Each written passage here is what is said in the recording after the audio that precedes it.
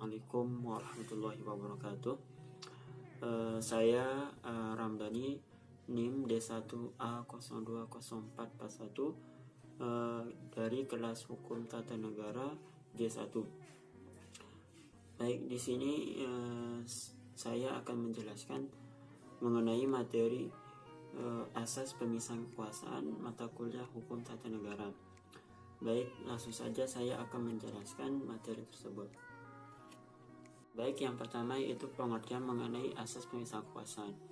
Asas pemisahan kekuasaan merupakan suatu asas yang menjelaskan bahwa setiap kekuasaan dalam negara itu harus dipegang oleh lembaga atau badan negara yang berbeda atau dipisah. Tujuan dipisah adalah supaya antara lembaga negara yang satu dengan yang lainnya dalam menjalankan tugasnya tidak saling tumpang tindih kekuasaan, sehingga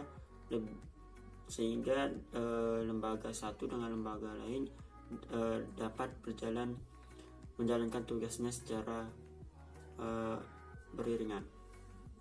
Selain itu, tujuan yang lain adalah supaya lembaga yang satu dengan lembaga yang lain lebih objektif dalam menjalankan tugas dan wewenangnya. Baik, yang kedua yaitu tokoh-tokoh yang mengemukakan teori pemisahan kekuasaan. Yang pertama yaitu teori yang dikemukakan oleh Montesquieu. Montesquieu mengemukakan teorinya yaitu trias politica.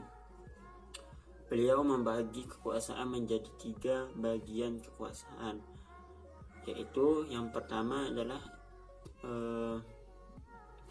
bagian legislatif. Bagian legislatifnya adalah bagian yang membuat undang-undang. Yang kedua adalah bagian eksekutif, yaitu bagian yang melaksanakan undang-undang yang telah dibuat oleh badan legislatif. Yang ketiga yaitu badan yudikatif. Badan ini merupakan badan yang mengadili dan mengawasi pelaksanaan undang-undang. Contoh negara yang menganut trias politica Montesquieu atau yang menerapkan trias politica Montesquieu yaitu negara Amerika Serikat. Badan legislatif Amerika Serikat yang dilaksanakan oleh Kongres Amerika Serikat, yaitu DPR-nya Amerika Serikat. Yang kedua, badan eksekutif di dalam negara Amerika Serikat dilaksanakan oleh presiden. Dan yang ketiga adalah badan yudikatif Amerika Serikat dilaksanakan oleh Supreme Court atau Mahkamah Agung. Selanjutnya, tokoh yang kedua yang mengemukakan teori pemisahan kekuasaan yaitu adalah John Locke. John Locke membagi pemisahan kekuasaan menjadi 3 bagian, yaitu badan legislatif, yaitu badan yang membuat undang-undang. Yang kedua, badan eksekutif, yaitu badan yang melaksanakan undang-undang. Yang ketiga adalah badan federatif, yaitu badan yang melaksanakan kerjasama dan perjanjian dengan negara-negara lain.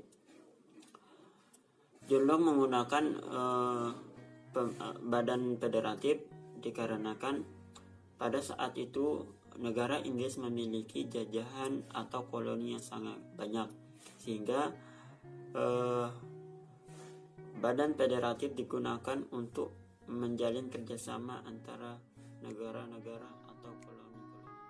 Yang ketiga yaitu trias politika di Indonesia. Indonesia merupakan salah satu negara yang menganut trias politika yang dikemukakan oleh Montesquieu. Indonesia